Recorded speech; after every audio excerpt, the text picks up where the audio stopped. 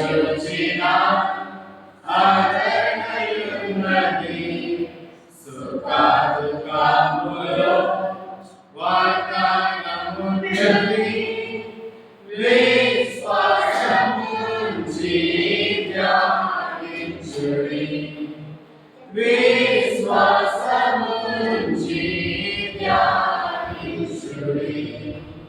సమయంలో మన మధ్యలో ఉన్నటువంటి సతీష్ నుంచి వర్తమానాన్ని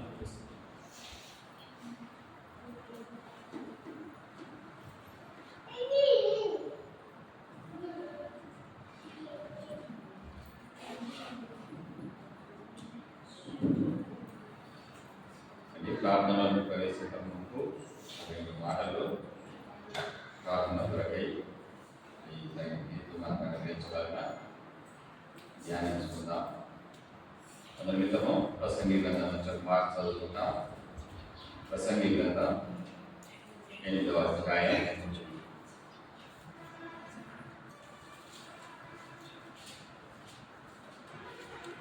ప్రసంగి గ్రంథం 8వ అధ్యాయం 5-6 వచనాలు ఒకసారి అందరం కలిసి చదువుకుందాం.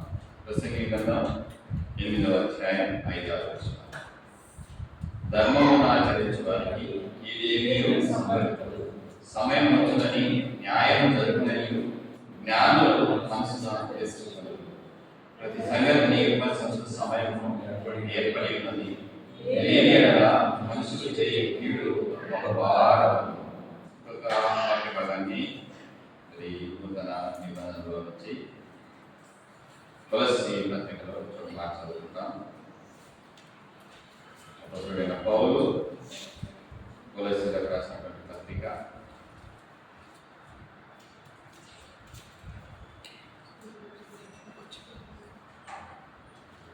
3వ అధ్యాయం 9-10 వచనాలు చదువుకుంటాం. 3వ అధ్యాయము 9-10 వచనాలు. కొలస్సీ 3:9.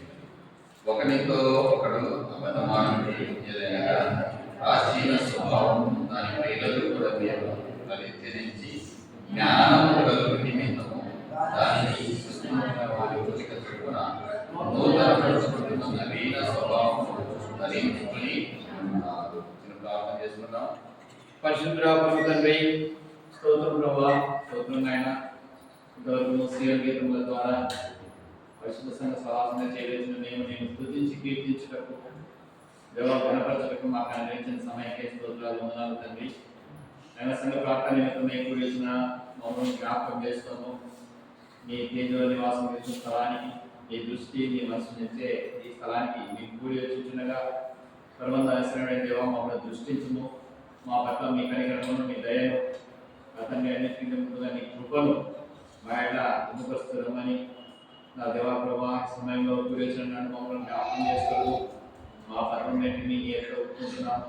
మా ఊహలు తలంపులు మాటలు పేరు సమస్య పెరిగిన దేవ ప్రవేశ రక్త ప్రోక్షణ కిందకి మా ఆత్మ ప్రాణ దేవం తీసుకొస్తున్నాం.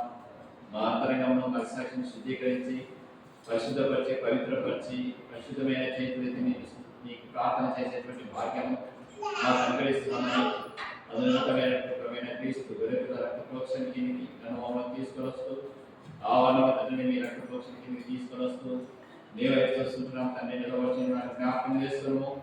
సంపూర్ణంగా నీ శిరోచాన్ని మరుగుపరచము. దేవప్రభా నీ మాటలను మాత్రమే నీ వాక్యం మాత్రమే బయలుపరుస్తున్నామని తండ్రి నీ దయాసలకు నన్ను మమ్మల్ని అప్పచెప్పుకుంటూ అనుగ్రహిస్తున్న ఆత్మాభిషేకం బట్టి కృతజ్ఞతలు చెల్లిస్తూ తండ్రి 4:12 నా నోటికి తోడైనటువంటి ఆజ్ఞానాన్ని జ్ఞాపకం చేసుకుంటూ తండ్రి ఈ యొక్క కృపతో శిరోచాన్ని మరుగుపరుస్తున్నందుకే కృతజ్ఞతలు చెల్లిస్తూ యేసు రక్షకుని నామమున కొద్ది ప్రార్థన అడుగుతున్నాను తండ్రి, ఆమేన్. మనం చదివినటువంటి వాక్య భాగంలో ప్రసంగి గ్రంథంలో మరి ఒక మాట అక్కడ తెలియజేస్తున్నారు. జ్ఞానుల మనసు ఎలా ఉంటుంది అనే మాట అక్కడ రాయబడి వచ్చింది. నిజంగా మరి జ్ఞానుల మనసు ఎలా ఉంటుందంట? ధర్మం ఆచరించే వాటిని కీడేమియో సంభవించదు. సమయం వచ్చునని న్యాయము జరుగునని జ్ఞానులు మనసున తెలుసుకుంటుంది. అటువంటి నెమ్మదిని జ్ఞానం కలిగినటువంటి మనస్సు అటువంటి నెమ్మదిని కలిగి ఉంటుంది అని మాట్లాడుతున్నారు. కాబట్టి జ్ఞానులు దాన్ని తెలుసుకొని ప్రతి సంగతి విమర్శించిన సమయము ఏర్పడి ఉన్నది. లేని ఏదైనా మనుషులు కీడు గొప్ప భారము అవును. కాబట్టి జ్ఞానులు ఇటువంటి మనస్సు కలిగి యోచించి నిర్భయంగా భయం లేకుండా ఈ లోకం నిమిత్తమై వారు జరగవలసిన దాని గురించి దేవుడు సమస్తాన్ని చేస్తాడని చెప్పి తమ మనస్సును తమ హృదయాన్ని మరి నిబ్బరం చేసుకొని జీవిస్తారు జ్ఞానులు. జ్ఞానికి ఈ లోక సంబంధమైనటువంటి భయం కానీ వీళ్ళు కూర్చున్న భయం కానీ వారికి ఉండదు. దేవుడు చూసుకుంటాడు, దేవుడు సమస్తం చేస్తాడనేటువంటి దృఢమైనటువంటి మనస్సును వారు కలిగి ఉంటారు. ఇంకా ఎటువంటి మనసు ఉంటుందంటే వారికి చూడండి 7వ అధ్యాయం ప్రసంగి గ్రంథం 7వ అధ్యాయము 4వ వచనం. జ్ఞానుల మనస్సు ప్రలాపించు వారి ఇంటి మీద నుండును, అయితే బుద్ధిహీనుల తలంపు సంతోషించు వారి అధ్యయనం. ఇంకా జ్ఞానుల మనస్సు ఎక్కడ ఉంటుందన్నా ప్రలాపించు వారు. ఎక్కడ కష్టం ఉందో, ఎక్కడ దుఃఖం ఉందో, ఎక్కడ బాధ ఉందో, ఎక్కడ నెమ్మది లేని స్థితి ఉందో, ఎక్కడ ఇరుకు ఉందో, ఎక్కడ ఇబ్బంది ఉందో అక్కడికి వెళ్ళడానికి జ్ఞానుల మనసు సిద్ధంగా ఉంటుంది. కానీ మన మనసు ఏముంటుంది? సపోజ్ ఒకటే రోజు మన సంఘంలో పెళ్లి విందు జరుగుతుంది. సపోజ్ ఒకటే రోజు మన సంఘంలో ఒకరికి కీడు జరిగింది, యాక్సిడెంట్ ఏంటంటే హాస్పిటల్కి పోతామా, పెళ్లి విందుకు పోతామా? యాక్సిడెంట్ అయిన వాళ్ళు నీకపోతావా, పెళ్లి విందుకు పోతాం. ఎందుకంటే మనము పెళ్లి విందుకే మనకి ఆల్పది మనసు. అక్కడ ఉన్న బిర్యానీ, అక్కడ ఉన్న చికెన్ కర్రీ మనకు పిలుస్తాయి. కానీ ఇక్కడ వేదన దుఃఖంలో ఉన్నటువంటి ఆ కుటుంబానికి పోయి దర్శించే వాళ్ళు ఎవరో సంఘ పెద్దలు పోతారు, మనకెందుకు లేకుంటారు. కానీ జ్ఞానుల మనసు ఎట్లుంటుందంట? ప్రలాపించే వారి ఇంటి మీద వారి మనసు ఉంటుందంట.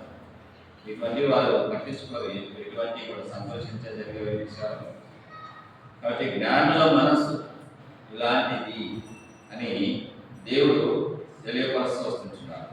అయితే మరి అటువంటి జ్ఞానులు ఎప్పుడు బుద్ధి కోల్పోతారు, వారి జ్ఞానం ఎప్పుడు పాడైతుందంటే 7వ వచనంలో రాయబడి వచ్చింది. ఏమని రాయబడి వచ్చింది చూడండి. అన్యాయం చేయటం వలన జ్ఞానులు తమ బుద్ధిని కోల్పోదురు, లంచం పుచ్చుకున్న చేత మనసు ఏమైతుందంట? చెడిపోతుంది. కాబట్టి జ్ఞానులైన వారు ఎట్లుండాలి? అన్యాయం చేసే స్థితి ఎప్పటికీ ఉండకూడదు వారి మనసు. లంచం తీసుకునేటువంటి మనసు అంతకంటే ఉండకూడదు. కాబట్టి జ్ఞానుల మనసు ఎలాగ ఉండాలి, ఎలాగ ఉంటుంది, ఎలాగైతే ఉండకూడదని దేవుడు మాట్లాడుతుంది. నిజంగా జ్ఞానం కలిగి ఉండడం వల్ల లాభం ఏమిటి అంటే ఒక మాట అది 11వ వచనంలో రాయబడింది. ఏమిటి చదవాలి సార్? జ్ఞానము స్వాస్థ్యమంత ఉపయోగము సూర్యుని కింద బ్రతుకువారికి అది లాభకరము. జ్ఞానం ఆశ్రయాస్పదము, ద్రవ్యం ఆశ్రయాస్పదము. అయితే జ్ఞానము దాన్ని పొందిన వారి ప్రాణమును రక్షించును. ఇదే జ్ఞానం వల్ల కలుగు. కాబట్టి నిజంగా మనకు జ్ఞానము కలిగినటువంటి మనసు ఉండాలి. మనకు జ్ఞానము అవసరం. జ్ఞానము అవసరం. అదే మనము రక్షిస్తుంది. ఇక్కడ మనం చదువు మన ప్రాణమును రక్షించేదిగా ఉంటుంది. 19 అంటాడు ఇంకో మాట, పట్టణమందు 10 మంది అధికారుల కంటే జ్ఞానం గలవాలి, జ్ఞానమే ఎక్కువైనా ఆధారం. కాబట్టి సంపూర్ణంగా మనం ఆ జ్ఞానం పైనే ఆధారపడాలి. ఆ జ్ఞానం కలిగినటువంటి మనసును మనం కలిగి ఉండాలి. ఎందుకంటే అది మన ప్రాణాన్ని రక్షిస్తుంది. కాబట్టి ఈ మనసును మనం కలిగి ఉండాలని ప్రసంగి గ్రంథంలో దేవుడు మనతో మాట్లాడుతూ వస్తున్నాడు. నిజంగా మరి ఏమిటి జ్ఞానం అంటే? నూతన నిబంధన ప్రకారం 1 కొరింథీ 1:31 ప్రకారం ఏమిటి జ్ఞానం అనేది రాయబడింది అక్కడ చూడండి. ఏమిటంటే జ్ఞానం 1 కొరింథీ 1:31 అతిశయించువాడు ప్రభువునందే అతిశయించవలెను, ఆయన భయపడిన నెరవేరినట్టు దేవుని మూలముగా జ్ఞానం అంటే క్రీస్తు మనకు జ్ఞానమును, నీతియు, పరిశుద్ధతయు, విమోచనము ఆయను. కాబట్టి క్రీస్తును కలిగి ఉంటే మన మనసు బాగుంటుంది. నిజానికి క్రీస్తును కలిగి ఉంటే మనము రక్షణ పొందుతాం, మన ప్రాణము కాపాడబడుతుంది. క్రీస్తే మనకు జ్ఞానాధారమై ఉన్నాడు. దీన్ని బట్టి చూస్తే జ్ఞానం ఎవరై ఉన్నారంట? క్రీస్తే అయి ఉన్నాడు. ఆ ప్రసంగి గ్రంథంలో తెలియజేయబడినటువంటి ఆ జ్ఞానం దగ్గర క్రీస్తు అని పేరు పెడితే ఆ క్రీస్తే మనకు సమస్తమై ఉన్నాడు. క్రీస్తు మనస్సునే మనము కలిగి ఉండాలి. కాబట్టి ఈ జ్ఞానము మనము నిజంగా కలిగి ఉంటున్నామా? ఒకవేళ ఈ లోకంలో అనేక రకాలైనటువంటి జ్ఞానాలు ఉన్నాయి. ఇక్కడనే 2వ అధ్యాయంలో రాయబడి వచ్చింది ఒక మాట చూడండి. 4-5 వచనాల్లో మాట 5వ వచనం, 2వ అధ్యాయం 5వ వచనం. నీ విశ్వాసము మనుషుల జ్ఞానమును ఆధారము చేసుకొనక దేవుని శక్తిని ఆధారము చేసుకుని ఉండవలెనని నేను మాట్లాడినను, సువార్త ప్రకటించినను, జ్ఞానయుక్తమైన తీయని మాటలను నియోగింపక పరిశుద్ధాత్మయు దేవుని శక్తియు కనపరచు దృష్టాంతమనే వినియోగించింది. కాబట్టి మనకి ఏ జ్ఞానము ఆధారం చేసుకుంటున్నా? మనము మనుషుల జ్ఞానము ఆధారము చేసుకొనక. ఇక్కడ మీ విశ్వాసం అని రాయబడింది. విశ్వాసమైన మనము ఎవరి జ్ఞానాన్ని ఆధారం చేసుకుంటున్నాక? మనుషుల జ్ఞానం. చాలా మంది మరి ఈ మధ్యన లోకస్తుల శాస్త్రవేత్తల వాళ్ళ జీవితాలు చదివి ఆ జీవితాల కథలు చెప్తుంటారు. అలా జీవితాల కథలు వేరు, మన బైబిల్లో చెప్పే జ్ఞానము వేరుగా ఉంటుంది. వాళ్ళతో వీళ్ళని ఎప్పుడు పోల్చలేదు. వాళ్ళు లోకానుసారంగా లోకంలో జీవించుండొచ్చు, ఏదైనా కనుక్కొని ఉండొచ్చు, కానీ ఆ జ్ఞానం ఈ జ్ఞానంతో సమానం కాదు. బిల్ గేట్స్ అంటే ఒక మాట అన్నాడు. ఏమన్నాడు? పేదవాడిగా పుట్టడంలో తప్పు లేదంట, పేదవాడిగా చనిపోతేనంట ఎవరు తప్పంట? అది వాడి తప్పు అంటున్నాడు. మరి మన ప్రభు పేదవాడిగానే ఉంటాడు కదా, పేదవాడిగానే చనిపోయినాడు. కాబట్టి ఇటువంటి లోకస్తుల మాట్లాడేప్పుడు మన చెవిని పెట్టకూడదు. ఇది లోక సంబంధమైన మనిషి జ్ఞానం. ఏ జ్ఞానం ఇది? మనిషి జ్ఞానం. ఇటువంటి మాటలు మీరు ఎప్పుడు కూడా తీసుకోవద్దండి, వాటిని ఆచరించండి. ఎందుకంటే ఈ లోకంలో అనేక మిషనరీలు, అనేక క్రైస్తవ కుటుంబాలు తమ జీవిత కాలంలో తమ ఆస్తినంతటిని అమ్మి సేవను, పరిచర్యను జరిగించిన ఈ జ్ఞానాన్ని ప్రచురపరచడానికి, సువార్త జ్ఞానం కొరకు వారు తమ ఇంటిని, తమ ఆస్తిని అమ్ముకొని పేదవారి చివరికి పంపించారు. మరి అటువంటి వాళ్ళకి బిల్ గేట్స్ మాట ఓకే కదా? జాగ్రత్త. వీళ్ళు లోకస్తులు, ఇది మనుష్య జ్ఞానం. ఏం జ్ఞానం అంటే? కాబట్టి ఇటువంటి మనుష్య జ్ఞానాన్ని తీసుకొచ్చి సంఘంలో బోధిస్తున్నారంటే జ్ఞాపకం పెట్టుకోండి, జాగ్రత్తగా ఉండండి. కాబట్టి స్పీకర్లు, అటువంటి దైవజనులు వచ్చినప్పుడు జాగ్రత్తగా ఉండండి. ఆ బుక్కులు చదవాలి, ఈ బుక్కులు చదవని చెప్తున్నారు. ఆ బుక్కులు, ఈ బుక్కులు ఏ బుక్ వద్దు. మనం చదవాల్సిన ఏ బుక్? బైబిల్ మాత్రమే. అన్ని మీ ఇంట్లో ఉంటాయి. అంత జ్ఞానం అంతా ఇందులోనే ఉంది. వాడి జ్ఞానం అని చెప్పుకునేటువంటి ఎవడో వాడు ఖచ్చితంగా బైబిల్ చదివి ఆ జ్ఞానం వచ్చినది. కాబట్టి విశ్వాసమైనము ఏ జ్ఞానాన్ని ఆధారం చేసుకోకూడదంట? మనుషుల జ్ఞానం ఆధారం చేసుకోకూడదు. ఇంకొక మాట ఇక్కడే అంటున్నాడు, 6వ వచనంలో ఏమంటున్నాడు చూడండి. పరిపూర్ణులైన వారి జ్ఞానము బోధించుకున్నారు. అది ఈ లోక జ్ఞానము కాదు, నిరంతరులైపోతున్న ఈ లోకాధికార జ్ఞానము కాదు. కానీ చూడండి, క్లియర్గా చెప్తున్నాడు ఇక్కడ, ఈ లోక జ్ఞానం కాదు అని. కింద ఫుట్నోట్లో ఏముంది? ఈ యుగ రాయబడింది. నిజంగా ఈ యుగ సంబంధమైన దేవత మన మనోనేతలకు ఏం కలిగజేసింది? గుడ్డితనాన్ని కలిగజేసింది. కాబట్టి ఇక్కడ మనం జ్ఞాపకం చేసుకుని ఈ లోక సంబంధమైన జ్ఞానం కానీ మనుషుల జ్ఞానమును కానీ మనం ఎప్పుడు కూడా ఆధారము చేసుకోకూడదు. క్రీస్తే జ్ఞానమై ఉన్నాడు, ఆ జ్ఞానాన్ని మనం ఆధారం చేసుకోవాలి. కాబట్టి నా జీవితంలో క్రీస్తునే ఆధారం చేసుకో తప్ప మనుషుల జ్ఞానాన్ని కానీ లోక జ్ఞానాన్ని కానీ మనము ఆశ్రయించకూడదు, వాటిని బోధించకూడదు. వాటిని తెలియచెప్పకూడదు. పౌలు గారు అదే చెప్తున్నారు ఇక్కడ. అపోస్తలుడైన పౌలు గారు ఏ సంఘానికి? కొరింథీ సంఘానికి. అందుకోసమే 1వ అధ్యాయంలో 20వ వచనంలో ఈ మాట రాయబడింది. ఏమని రాయబడింది చూడండి అక్కడ. జ్ఞానేమాయనో శాస్త్రీయమాయనో ఈ లోకపు తక్కువది ఏమాయనో ఈ లోక జ్ఞానమును దేవుడు ఏం చేశాడంట? విపరీతముగా చేసి ఉన్నాడు. ఒకటి మనుషుల జ్ఞానము, లోక జ్ఞానము, ఇంకొక జ్ఞానం రాయబడింది కొలస్సీయులకు రాసిన పత్రిక చూడండి. 2వ అధ్యాయం 8వ వచనం. 2వ అధ్యాయం ఆయనను అనుసరింపగా మనుషుల పారంపర్యాచారమును అనగా ఈ లోక సంబంధమైన మూల పాఠములను అనుసరించి మోసకరమైన నిరర్ధక తత్వ జ్ఞానము చేత మిమ్మల్ని చెరపట్టుకుని పోవాడు ఎవడైనా ముందునేమో అని జాగ్రత్తగా ఉండి. ఈ చూడండి, ఇది ఎటువంటిదంటే ఈ లోక సంబంధమైన మూలపాఠం అనుసరించి మోసకరమైన నిరర్థక తత్వజ్ఞానం. ఇప్పుడు తెలుసుకుంటున్నారు చాలా మంది సైకాలజీ, ఫిలాసఫీ, ఇవన్నీ అటువంటి తత్వజ్ఞానాన్ని. అవి చదువుకోవడానికి, చదువు నేర్చుకోవడానికి బాగానే ఉంటుంది, కానీ దాన్ని తీసుకొచ్చి సంఘంలో బోధించలేదు. దానికి దీనికి సాటి రాదు. దీనికి ఏది సాటి రాదు ఈ జ్ఞానాన్ని. కాబట్టి సంఘము నిజంగా లోక జ్ఞానం కానీ మనుషుల జ్ఞానాన్ని కానీ ఆధారం చేసుకోకూడదు. అవన్నీ వెర్రితనము. ఇంకా ఇక్కడ ఏం రాయబడింది? తత్వ జ్ఞానాన్ని కూడా మనము ఆధారం చేసుకోకూడదు. అందుకోసం ఆయన అనుసరింపగా రాయబడుతుంది.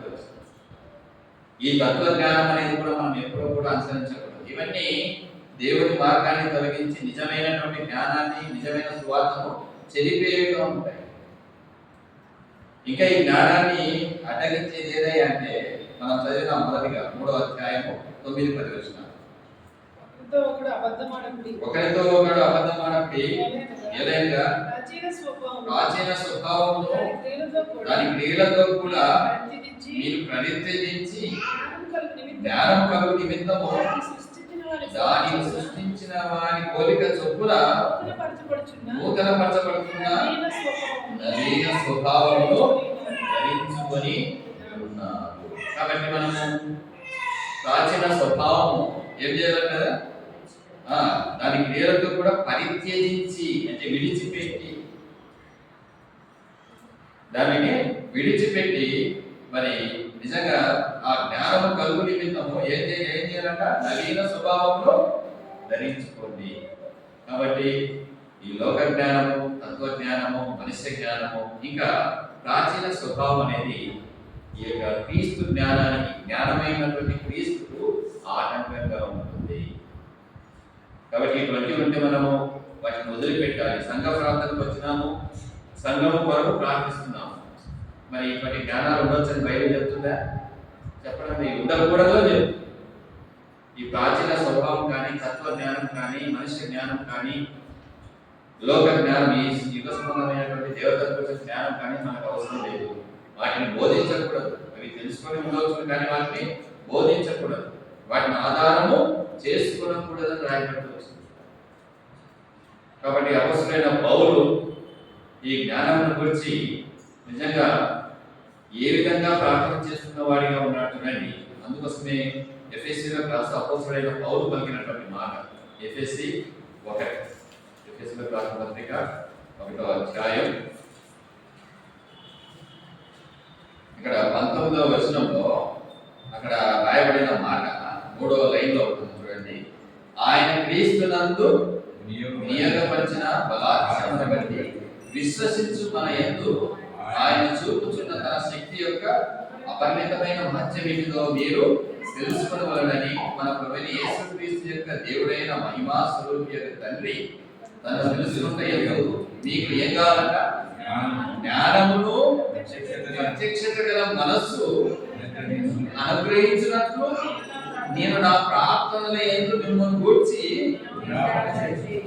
అది అపొస్తలుడైన పౌలు ఎఫెసీ సంఘం పట్ల ఎటువంటి బాధ్యతను కలిగి ఉన్నాడు, ఎటువంటి ప్రార్థన చేస్తున్నాడు అండి. దేని గురించి అంటే ఆయన ఆ ప్రార్థనలో దేని గురించి? మీకు జ్ఞానమును ప్రత్యక్షత గల మనస్సు. ఎవరి గురించి? ఆ యొక్క దేవుడైన మహిమా స్వరూపి తండ్రి ఆ యొక్క జ్ఞానమును ఆ ప్రత్యక్షత గల మనస్సు మీకు అనుగ్రహించినట్టు. నిజంగా అటువంటి ప్రత్యక్షత గల మనస్సు మనకు కావాలని, అటువంటి జ్ఞానం, అటువంటి దేవుని జ్ఞానం మనకు కావాలని నిజంగా సంఘ ప్రార్థనలో ఎవరైనా చీటీ రాసిస్తారా? మనం ఏం చీటీ రాసిస్తాం సంఘానికి? నాకు వేలు నొప్పి, నాకు గోరు చుట్టయింది ప్రార్థించండి, నాకు జలుబు దగ్గరైంది ప్రార్థించండి, నాకు కాలు నొప్పిగా ఉండి సంఘానికి రాలేకపోతున్నాను ప్రార్థించండి, నాకు పలానా అవసరం ఉంది ప్రార్థించండి. అంటే అవసరాలకు నొప్పులకే మనకి ఎవరు కనిపిస్తున్నారు? దేవుడు కనిపిస్తున్నారు. కానీ అపోస్తుడైన పౌలు సంఘానికి ఎటువంటి కావాలని కోరుకుంటున్నాడు? ఆ మహిమగల దేవుడు ఆ యొక్క దేవుని యొక్క జ్ఞానము ప్రత్యక్షత గల మనసు సంఘానికి కావాలని ప్రార్థిస్తున్నాడు. నిజంగా అపోస్తుడైన పౌలు చేసే ప్రార్థనకు మన ప్రార్థనకు ఏమైనా పొందం ఉందా? సంఘం కొరకు ఎటువంటి ప్రార్థన చేయాలని అపోస్తుడైన పౌలు చూపిస్తున్నాడు ఇక్కడ. ఈరోజు మనకు అటువంటి ప్రార్థనలు లేవు. అందుకోసమే సంఘాల్లో నిస్తేజము, నిర్జీవము ఇవన్నీ ప్రవేశించినాయి. మూల పాఠాలు, మూఢనమ్మకాలు ప్రవేశించాయి. అసలైన క్రీస్తు జ్ఞానము కొట్టుకొని పోయింది. మనుష్య జ్ఞానము, లోక జ్ఞానము, తత్వజ్ఞానాలు, ప్రాచీన స్వభావాలు వచ్చేస్తుంది. కాబట్టి మనము కూడా ఎఫెసీ సంఘం కొరకు అపోస్తులైన పౌలు చేసినటువంటి ప్రార్థన, దేవా పూర్ణ సంఘస్థులమైన మాకు కూడా జ్ఞానము ప్రత్యక్షత గల మనసును మాకు దయచేయండి నాయన. ఎంత గొప్పదైన ప్రార్థన ఇది. భక్సింగ్ గారు రాత్రంతా ప్రార్థన చేస్తున్నాడు. ఆ ప్రార్థన ఏదో గట్టిగా చేసిందే, ఆ ప్రార్థన రికార్డ్ చేసిందే బాగుండేది. అప్పుడు నేర్చుకునే వాళ్ళు. ఎందుకంటే ఆయన ఇటువంటి ప్రార్థన చేసినాడు కాబట్టి ఈరోజు మన సంఘాలు, కొన్ని వేల సంఘాలు అనేక దేశాల్లో కూడా విస్తరించింది. ఈరోజు మన సంఘ ప్రార్థన అసలు లేవు. ఎంతసేపు ఉన్న నొప్పులు అవసరాలే, అంతే కదా మన ప్రార్థన అనేది. అలా అన్నకు జ్వరం వచ్చింది, అలా అన్నకు దగ్గు పరిసరాలు పట్టినాయి, అలా అన్న హాస్పిటల్లో ఉన్నాడు. మన సంఘ ప్రార్థన అంటే ఇదే అనుకుంటున్నారు జనాలు.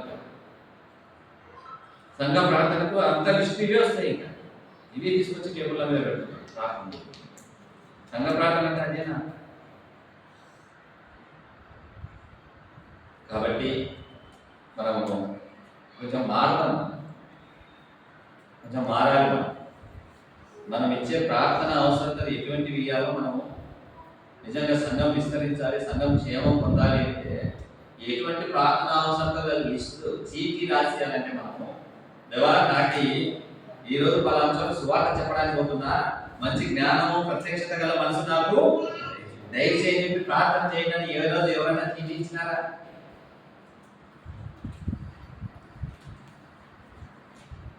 కాబట్టి అపోస్తలుడైన పౌలు సంఘానికి ఇది అవసరము, దీని కొరకు ప్రార్థన చేస్తున్నాడు.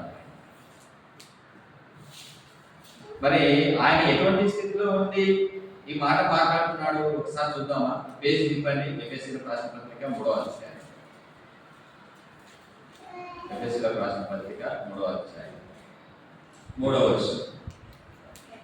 ఎట్లనగా క్రీస్తు మర్మము దేవదర్శనములను నాకు తెలియపరచబడిన సంగతిని గూర్చి మునుపు సంక్షేపంగా వ్రాసితిని. మీరు దానిని చదివిన యెడల దానిని బట్టి ఆ క్రీస్తు మర్మమును గూర్చి నాకు కలిగిన జ్ఞానము గ్రహించుకొనగలరు. దేవుడు ఎటువంటి దాన్ని ఇచ్చినాడంట? ఆ క్రీస్తు మర్మమును గూర్చిన నాకు కలిగిన జ్ఞానమును గ్రహించుకొనగలరు. ఆ జ్ఞానం ఎటువంటిదో నాకు ఇచ్చినాడు దేవుడు అని చెప్తున్నాడు. ఆ దర్శనం వల్ల నాకు ఇచ్చినాడు. ఏమిటంటాది? ఈ మర్మం ఇప్పుడు ఆత్మూలంగా దేవుని పరిశుద్ధులకు, అపోస్తలులకు, ప్రవక్తలకు బయలుపరిచి ఉన్నట్టుగా పూర్వకాలం మనుషులకు తెలియపరచబడలేదు. కాబట్టి ఈ తెలియపరచబడినటువంటి జ్ఞానాన్ని అందరికీ తెలియచేయాలి.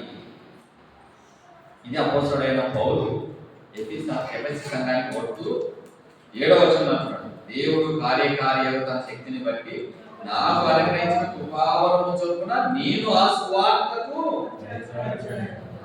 అది ఆ సువార్తలో జ్ఞానం ఉంది, ఆ క్రీస్తులో జ్ఞానం ఉంది. ఆ జ్ఞానానికి ఆ పరిచర్యకు ఈయన ఏమైనాడంట? పరిచారకుడనైతుంది. దానికి మనం పరిచారకులుగా ఉండాలి. సంఘం ఎప్పుడు క్షేమం పొందుతుందో, ఎప్పుడు విస్తరిస్తుందో, దేని వల్ల సంఘం క్షేమాభివృద్ధి పొందుతుందో దాని గురించి మనం ప్రయాసపడాలి. దాన్ని మనం కలిగి ఉన్నాడు. అపొస్తలుడైన పౌలు దాన్ని కలిగి ఉన్నాడు. కలిగి ఉండి 4వ అధ్యాయంలో ఈ మాటలు రాస్తున్నాడు. 11-12 వచనాలు ఏమంటున్నాడు? అందరము విశ్వాస విషయంలోనూ దేవుని కుమారుని గురించిన జ్ఞాన విషయంలోనూ ఏమన్నారంటే మనకు ఏకత్వం ఉంటుంది. సంపూర్ణ పురుషుల వరకు అనగా క్రీస్తుకు కలిగిన సంపూర్ణత సమానమైన సంపూర్ణత కలవారము వరకు ఆయన ఇలా నియమించారు. పరిశుద్ధులు సంపూర్ణులకు క్రీస్తు శరీరం క్షేమాభివృద్ధి చెందుటకు పరిచర్యలను జరుగుటకు ఆయన కొందరిని అపోస్తలుగాను, ప్రవక్తలుగాను, సువార్తికులుగాను, కాపరులుగాను, ఉపదేశకులుగాను నియమించారు. కాబట్టి ప్రభువా, మా ఉన్న సంఘము క్షేమాభివృద్ధి పొందాలి, దేవుని కుమారునికి వచ్చిన జ్ఞాన విషయంలో ఏకత్వం రావాలి, మేము సంపూర్ణతలోనికి రావాలంటే మా సంఘానికి కూడా ఎవరు అవసరము?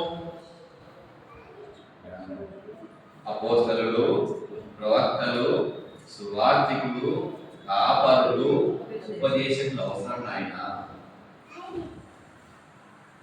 ఓకే, మీ సంఘంలో ఉంటే ఉండొచ్చు, ఇంకో చోట అవసరం ఉండొచ్చు కదా. మన ప్రార్థన అయితే చేయాల్సింది వీటి గురించే కదా. ఇటువంటి పరిచారకులు కావాలి.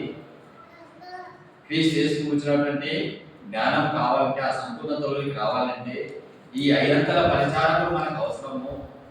ఉపదేశకులు, సువార్తికులు, అపోస్తలులు, ప్రవక్తలు, ఉపదేశకులు. ఈ 5 పరిచారకులు ఉంటే సంఘము ఈ జ్ఞానంతో క్షేమాభివృద్ధి పొందుతుంది. కాబట్టి వీటి వరకు ప్రార్థించాలి. ఎఫెసు సంఘానికి తెలియజేస్తున్నాడు మాట.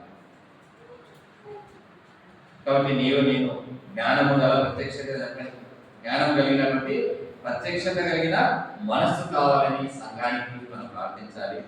అంతేకాకుండా క్రీస్తు జ్ఞానం విషయమై మనకు అవసరమైనటువంటి ఏకత్వం కలిగి సంపూర్ణత వరకు ఈ 5 పరిచారకులు, అపోస్తలులు, ప్రవక్తల వంటి వారు, ఉపదేశకులు, కాపరులు, సువార్తికులు మనకు అవసరమైంది మాకు అనుగ్రహించు ప్రభువా అని మనం ప్రార్థించే వారంగా ఉండాలని దేవుడు అక్కడ అపోస్తలుడైన పౌలు సంఘానికి కోరుకుంటున్నాడు. సంఘానికి ఇది అవసరమని తెలియజేస్తున్నాడు. కాబట్టి నా జీవితంలో వీటి కొరకు మనం ప్రార్థించే వారంగా ఉండాలి. ఇంకా ఏమంటున్నటువంటి ఫిలిప్పీలకు రాసిన అపోస్తలుడైన పౌలు 1వ అధ్యాయంలో ఇంకా దేని కొరకు ప్రార్థిస్తున్నాడు అక్కడ? ఫిలిప్పీ 1:9-10 వచనాలు. మీరు శ్రేష్టమైన కార్యములను వివేచింపగలవారగుటకు మీ ప్రేమ తెలివితోనూ సకల విధములైన అనుభవ జ్ఞానముతోనూ కూడినదై అంతకంతకు అభివృద్ధి పొందవలననియు ఇందువలన దేవునికి మహిమయు స్తోత్రము కలుగునట్లు మీరు యేసుక్రీస్తు వలనైన నీతి ఫలములతో నిండుకొనిన వారై క్రీస్తు దినమునకు నిష్కపటులను నిర్దోషులను కావాలనియు ప్రార్థించుచున్నాను. క్రీస్తు దినమునకు అనగా క్రీస్తు వస్తాడు. ఆ రోజు కనుక మనం ఎట్లుండాలంట? నీతి ఫలములతో నిండుకొనిన వారై. ఏ ఫలములు? జామ ఫలము, ఆకిలి ఫలము, సీతాఫలం కాదు, కానీ ఏ ఫలం అంట? నీతి ఫలములు. అనగా ఈ సువార్త ద్వారా ఫలానా ఆత్మ రక్షింపబడింది, ఫలానా సంఘం నెలకొల్పబడింది, ఫలానా సంఘము కట్టబడింది అనే నీతి ఫలములు కలిగిన వారే క్రీస్తు రాకడ కొరకు ఏం చేయాలంట? ఆ దినము కొరకు మనకు సిద్ధపాటుతో ఉండాలి, నిష్కపటులుగా నిర్దోషులుగా ఉండాలని అపోస్తలుడైన పౌలు ఫిలిప్పీ సంఘం కొరకు ప్రార్థన చేస్తున్నాడు. కాబట్టి మనం కూడా శ్రేష్టమైన కార్యములను వివేచించుటకు సకల విధమైన అనుభవ జ్ఞానము కావాలని, శ్రేష్టమైన కార్యములు వివేచించే జ్ఞానం మనకు కూడా కావాలని ఫిలిప్పీ సంఘానికి ఎటువంటి సిద్ధపాటు అవసరమో అపొస్తలుడైన పౌలు ప్రార్థిస్తున్నట్టు మనము కూడా దేవా నీ దినము కొరకు మమ్మల్ని సిద్ధపరచు, నీతి ఫలముల కొరకు మమ్మల్ని సిద్ధపరచు. ఆ రోజు మేము కూడా నిష్కపటులుగా నిర్దోషులుగా నీ ఎదుట నిలవాలి ప్రభువా అని దీని కొరకు ప్రార్థించేవాడు కూడా ఉండాలి మన సంఘం. ఇంకా అంటున్నాడు అపొస్తలుడైన పౌలు, దీని కొరకు మనము ఫిలిప్పీ 3లో మాట అంటున్నాడు. మరి ఈ రకంగా మనం జీవించాలి అంటే 3వ అధ్యాయం 8వ వచనం, నిశ్చయముగా ప్రభువైన యేసుక్రీస్తుని గురించిన అతి శ్రేష్టమైన జ్ఞానం నిమిత్తమై సమస్తము నష్టముగా ఎంచుకుంటున్నాను. చూడండి, యేసుక్రీస్తుని గురించినటువంటి ఇటువంటి జ్ఞానం మనకు కావాలంటే సమస్తము దేనిగా ఎంచుకోవాలంట? నష్టముగా ఎంచుకోవాలి. నేను సంఘ ప్రార్థనకు పోతే నేను ఫలాన్ని మిస్ అవుతానేమో, నేను సంఘానికి వెళ్ళడం వల్ల ఫలాన్ని నాకు దొరకకుండా పోతుందేమో, ఇటువంటి భయాలు పెట్టుకోదండి. దీన్ని ఏమిగా ఎంచుకోమంటున్నాడు? క్రీస్తు జ్ఞానం కావాలంటే మనం కొంచెం నష్టాన్ని ఎంచుకోవాలంటే, నష్టపోవాలంటే, నష్టపోతే అప్పుడు క్రీస్తు జ్ఞానం అనేది మనకు వస్తుంది అంటున్నాడు. ఇంకా కింద ఏవేవి నాకు లాభకరంలో వాటన్నిటినీ కూడా నేను పెంటతో సమానంగా ఎంచుకుంటుంది అంటాడు. వాటి క్రీస్తు జ్ఞానము కొరకు ప్రార్థించడము, క్రీస్తు జ్ఞానాన్ని పొందుకోవడము, సంఘంలో ఈ జ్ఞానం అవసరమని నువ్వు ప్రార్థన చేయాలి అంటే నిజంగా కొన్నిటిని నీవు నష్టముగా ఎంచుకొని ముందుకు రావాలి. ఇటువంటి ప్రార్థన చేసి ఇటువంటి జీవితం జీవించాలంటే నీ జీవితంలో కొన్ని నష్టముగా ఎంచుకోవాలి. నీ ఉద్యోగాన్ని నష్టంగా ఎంచుకుంటావో, నీ పనిని నష్టంగా ఎంచుకుంటావో, దేవుడు నీకు ఇచ్చిన ప్రత్యక్షతను బట్టి నువ్వు నష్టంగా దేని ఎంచుకుంటావో, అది నష్టమైనా సరే నీవు ప్రభు పని కొరకు ఇటువంటి ప్రార్థన చేయడం కొరకు నీవు ముందుకు రావాలి. సంఘాల కొరకు ఇటువంటి ప్రార్థన చేస్తున్న వాడిగా ఉన్నాడు అపోస్తలుడైనటువంటి పౌలు. అంతేకాకుండా సంఘాన్ని ప్రార్థన చేయమని కోరుతున్నాడు. దేని గురించి తెలుసా? కొలస్సీ సంఘాన్ని కోరుతున్నాడు. ఏం కోరుతున్నాడు చూడండి ఒకసారి. కొలస్సీ సంఘాన్ని 4వ అధ్యాయం 4వ వచనం నుంచి, 4వ అధ్యాయం 4వ వచనం నుంచి, ప్రార్థన యందు నిలకడగా ఉండి కృతజ్ఞత కలవారై దాని యందు మెలకువగా ఉండి మరియు నేను బంధకములలో ఉంచబడ్డ కారణమైన క్రీస్తు మర్మమును గురించి నేను బోధింపవలసిన విధంగానే ఆ మర్మమును వెల్లడిపరచినట్లు వాక్యము చెప్పుటకు అనుకూలమైన సమయము దేవుడు దయచేయవద్దని మా కొరకు ప్రార్థించుడి. సంఘాల కొరకు ఆయన ప్రార్థన చేస్తున్నాడు. సంఘాన్ని కూడా ఏం కోరుతున్నాడు? ప్రార్థన కోరుతున్నాడు. మనం కూడా సంఘాల కొరకు ప్రార్థన చేయాలి. సంఘాన్ని కూడా మనం ప్రార్థన కోరాలి. సువార్త కొరకు ప్రార్థన చేయండి, ఇటువంటి పరిచయం చేయడానికి ప్రచారకుల కొరకు ప్రార్థన చేయండి, మనం ప్రార్థన కోరేవాళ్ళగా ఉన్నాం. అపోస్తలుడైన పౌలు సంఘాన్ని ఏం కోరుతున్నాడు? నాకు నొప్పి వచ్చింది, నాకు జలం వచ్చింది, ప్రార్థన చేయని కోరుతున్నాడా? మరి నాకు డబ్బులు ఏమని ప్రార్థన చేయమని కోరుతున్నాడా? నాకు బట్టలు ఏమని ప్రార్థన చేయమంటున్నాడా? లేదు. నాకు రోగం వచ్చింది, ప్రార్థన చేయమంటున్నాడా? లేదు. ఈయన ప్రార్థన దేని గురించి చేయమంటున్నాడు?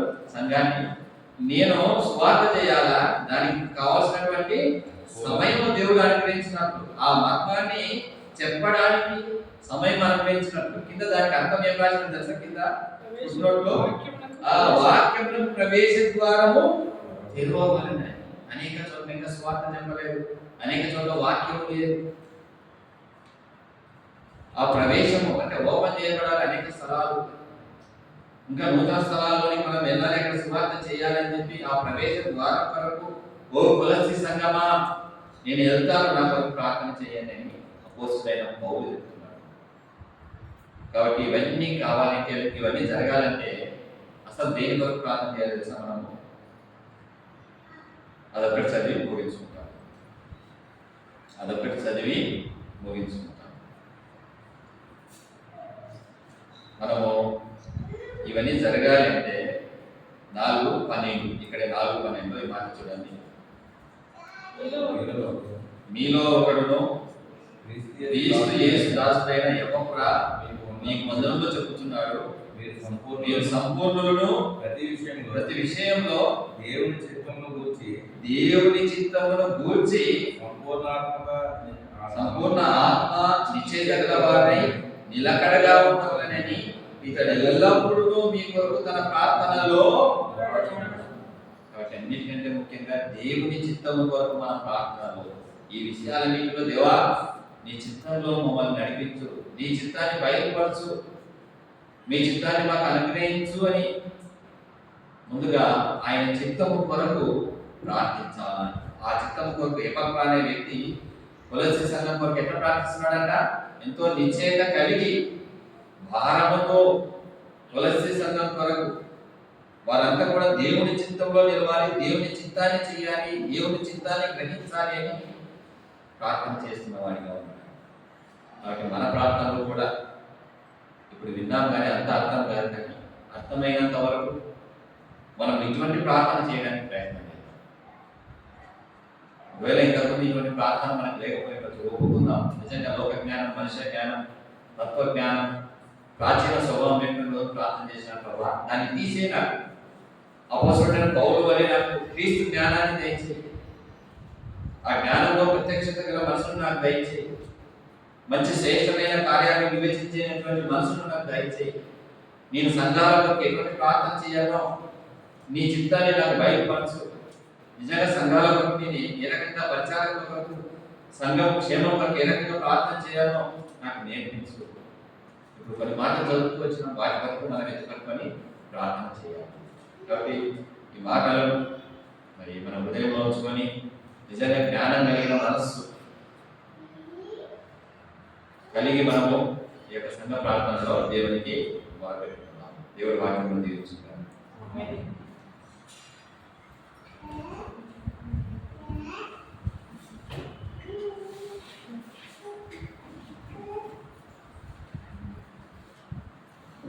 ఈ సమయంలో మనం ప్రార్థనలకు వెళ్ళే ముందుగా కొన్ని ప్రార్థన శుభ్రంగా వాడుకోవడానికి మీ ప్రార్థనలో జ్ఞాపకం చేసుకోండి. 31st నైట్ అలాగే ఫస్ట్ జరగబోయే సర్వీస్ గురించి మీ ప్రార్థనలో జ్ఞాపకం చేసుకోండి. దేవునికి మహిమకరంగా జరగలాగా వాడబడే టాస్క్ గురించి కూడా మీ ప్రార్థనలో జ్ఞాపకం చేసుకోండి. అలాగే జమ్మూ గ్రామంలో జరుగుతున్న పరిచర్య కొరకు, అలాగే వచ్చే సంవత్సరం 2025లో మన సువార్త బలంగా చేయాలి, దాని కొరకు మీ ప్రార్థనలో జ్ఞాపకం చేసుకోండి. అలాగే నూతన ఆత్మలు రక్షింపడలాగా మీ ప్రార్థనలో జ్ఞాపకం చేసుకోండి. అలాగే కొన్ని ప్రార్థనా శుద్ధులు ఉన్నాయి, వాటి కొరకు కూడా మీ ప్రార్థనలో జ్ఞాపకం చేసుకోండి. గర్భిణీ స్త్రీలుగా ఉన్నవారు కృష్ణుని ఆవిడ కొరకు మీ ప్రార్థనలో జ్ఞాపకం చేసుకోండి. వృద్ధాప్యంలో ఉన్న వారి కొరకు మీ ప్రార్థనలో జ్ఞాపకం చేసుకోండి. మా మాయ గారు సాల్మన్ రాజు ఆయన కొంచెం రికవర్ అయ్యారు, ఇంకా కంప్లీట్ గా రికవర్ అవ్వలాగా మీ ప్రార్థనలో జ్ఞాపకం చేసుకోండి. అలాగే జగన్నాథరావు తాత గారి గురించి మీ ప్రార్థనలో జ్ఞాపకం చేసుకోండి. గత కాలంలో ఆయనకి పెరాలసిస్ స్ట్రోక్ రావడం వల్ల కొంచెం ఇంకా కంప్లీట్ గా సిక్ అయిపోయారు. ఆయన కొరకు మీ ప్రార్థనలో జ్ఞాపకం చేసుకోండి.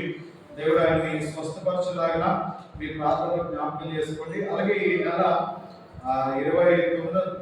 29వ తారీఖు జాయ్ బాప్తిసం తీసుకుంటుంది. జాయ్ కొరకు మీ ప్రార్థనలో జ్ఞాపకం చేసుకోండి. అలాగే శివ రాజశేఖర్ వారి గృహ నిర్మాణం కొరకు మీ ప్రార్థనలో జ్ఞాపకం చేసుకోండి.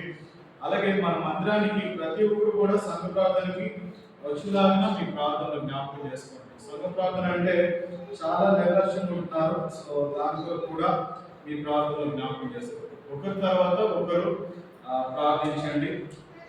ఇంకేమైనా ప్రార్థన ఉన్నాయండి? అలాగే 31st నాకు రాయవలసి చేశారు. అక్కడ జరగబోయే పరిచయంలో కూడా మీ ప్రార్థనలో జ్ఞాపకం చేసుకోండి. దేవుడు నన్ను మంచిగా వాడుకోలాగా మీ ప్రార్థనలో జ్ఞాపకం చేసుకోండి. ఒకరి తర్వాత ఒకటి ప్రార్థించండి.